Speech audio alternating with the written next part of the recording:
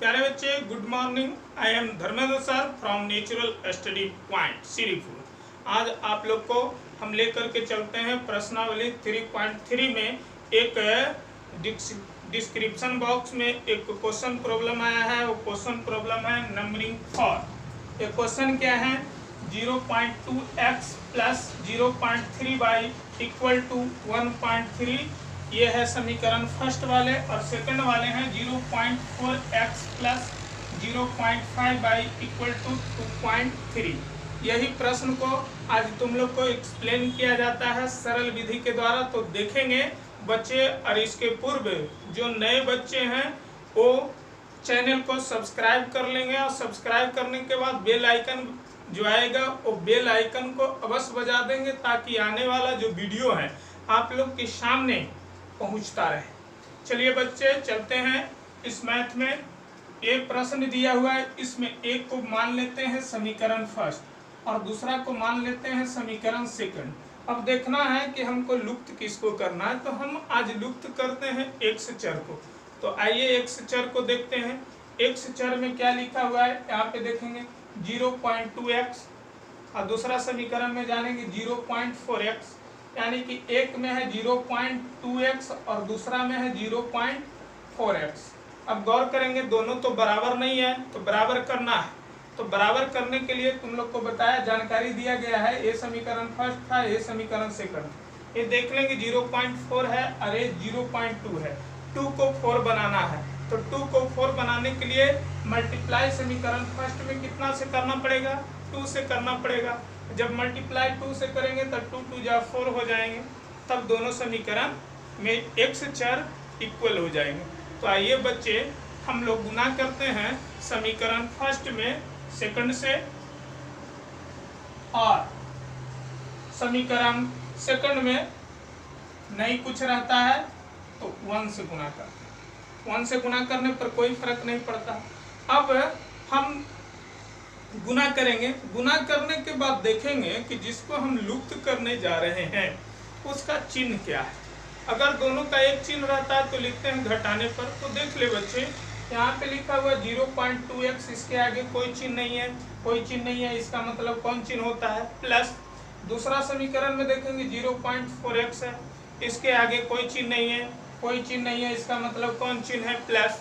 तो इस प्रकार से देख रहे हैं कि दोनों समीकरण में जिसको हम लुप्त कर रहे हैं उसके आगे दोनों का प्लस चिन्ह, यानी कि दोनों का एक ही चिन्ह है। और जब एक ही चिन्ह रहता है तो हम लोग लिखते हैं समीकरण फर्स्ट में समीकरण सेकंड को घटाने पर घटाव का निशान देते हैं। और जब घटाने की क्रिया होती है तो जो घटता है उसका सारा चिन्ह बदल जाता है। बदल जाने के का मतलब यही हुआ, अगर वो पहले प्लस में है तो बन जाएगा माइनस में, और अगर पहले माइनस में है तो बन जाएगा प्लस में।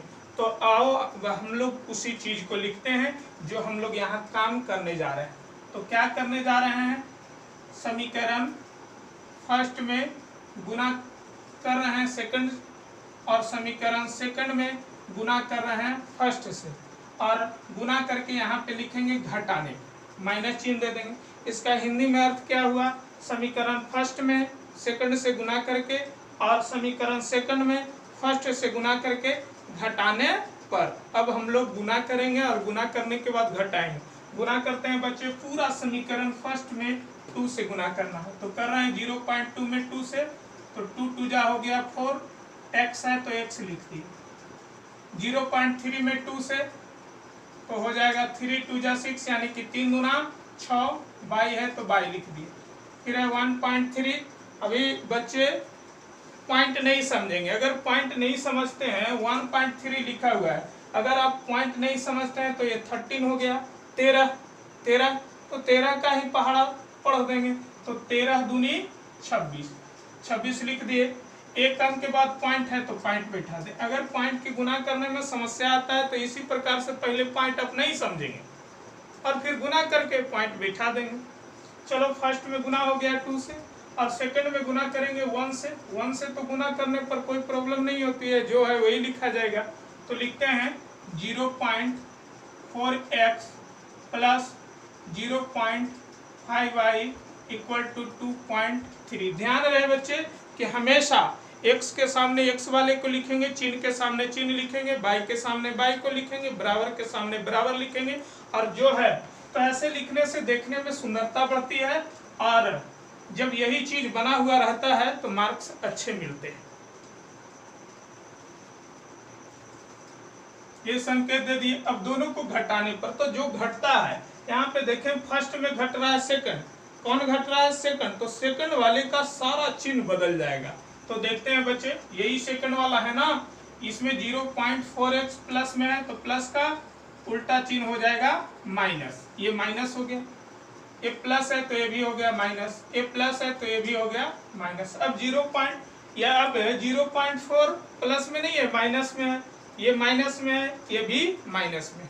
अब देखेंगे बच्चे यहाँ पे 0.4x ऊपर में और नीचे भी 0.4x ये है माइनस में, ये दोनों हो गया लुप्त, इससे ये हो गए कैंसिल। अब जो बचा उसको हम लोग लिखेंगे या डायरेक्ट यहीं पे घटा देंगे। तो देख लें, लिख करके भी घटा सकते हैं, नहीं तो डायरेक्ट भी घटा सकते हैं। 0 में 0 घटा 0 हो गया, 6y में 5y घटा 1y, 1 लिखा नहीं जाता है, 1 लिखा नहीं जाता है, 1 लिखा गया, एक y है ना, इक्वल टू है तो इक्वल टू। अब इधर 2 में 2 लेस हुआ 0 और 6 में 3 लेस हुआ 3, यानी कि पॉइंट के पहले 0 है, उसमें भी पॉइंट के पहले। तो जान ले बच्चे, पॉइंट के पहले 0 का कोई वैल्यू नहीं होता। अगर मन है कि कोई विद्यार्थी को कि हम इस प्रकार से लिखें तो पॉइंट हटा भी सकते हो और नहीं तो यहीं पे आंसर लिख सकते हो y बराबर 3। और अगर ऐसे नहीं करेंगे बच्चे तो इसको इस प्रकार से पॉइंट हटा करके भी कर सकते हैं।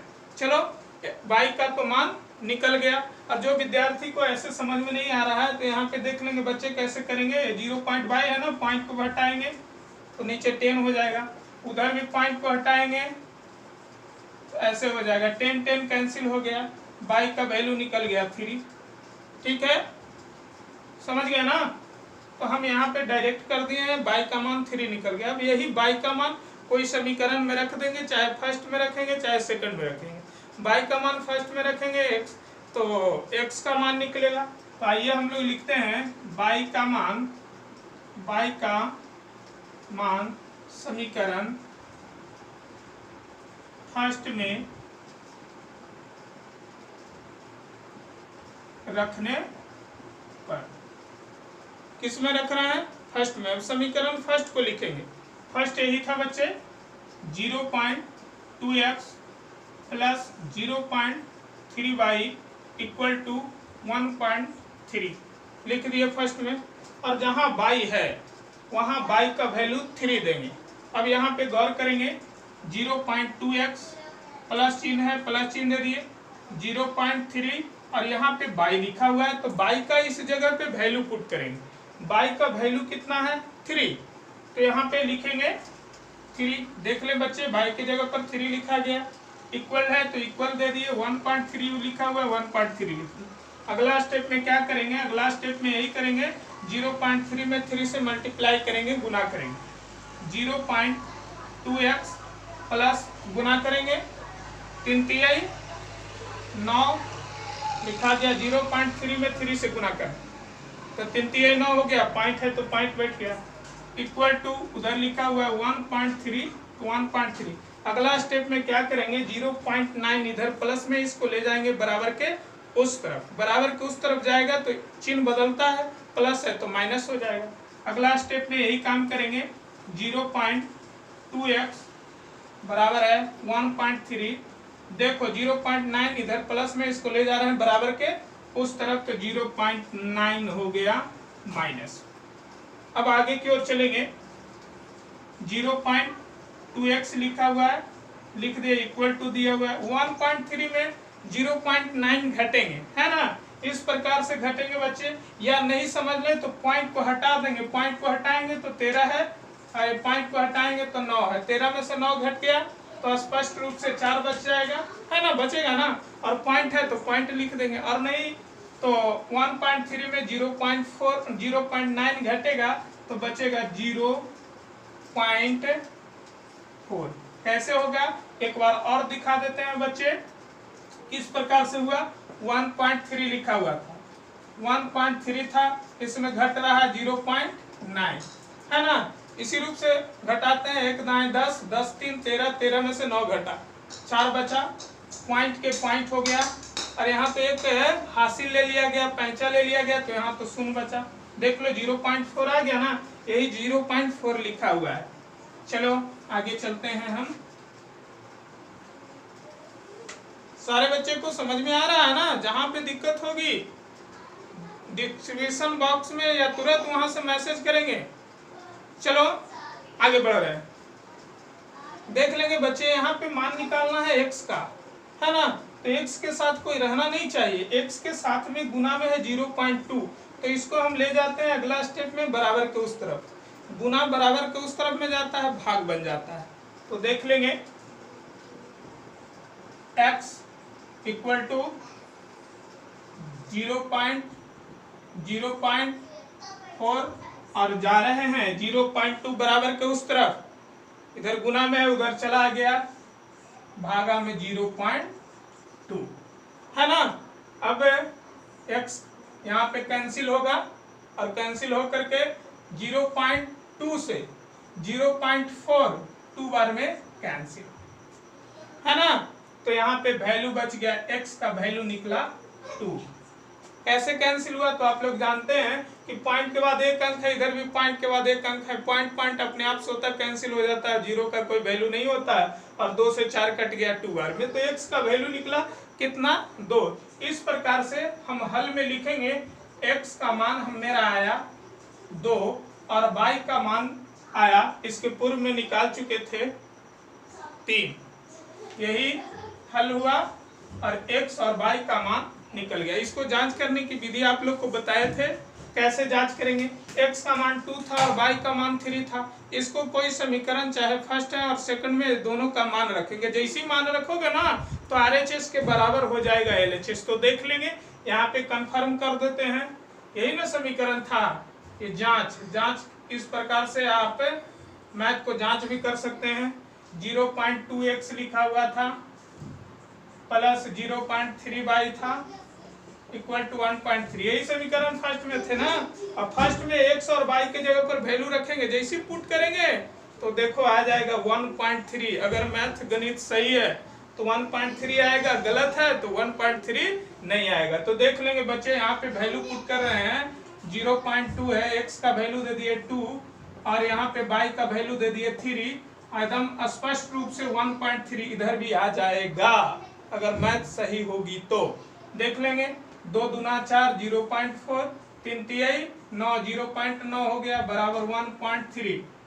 9 में 4 को ऐड किए, 9 4 13, पॉइंट है, पॉइंट बैठ गया, इधर भी 1.3 उधर भी 1.3, नो प्रॉब्लम, दोनों दगल बराबर हो गए ना। मैथ एकदम सही है, कोई इसको गलत नहीं कर सकता। ठीक उसी प्रकार से x और y का मान समीकरण सेकंड में रखोगे ना, तो सेकंड में रखोगे तो देख लें बराबर के इस तरफ 2.3 है, तो इसको भी सेकंड में रख करके हल करोगे तो 2.3 ही आएगा। इस प्रकार से प्यारे बच्चों, ये प्रश्नावली 3.3 का क्वेश्चन नंबर 4 की सेवा समाप्त हो गई। और अगर कोई बच्चे को समस्या होगा तो अगले दिन मैसेज करेंगे या डिस्क्रिप्शन बॉक्स में आप सेंड करेंगे प्रश्न को, तो उस जो समस्या आएगी उस समस्या का समाधान किया जाएगा। आज का क्लास बच्चे बस इसी समय तक। धन्यवाद बच्चे।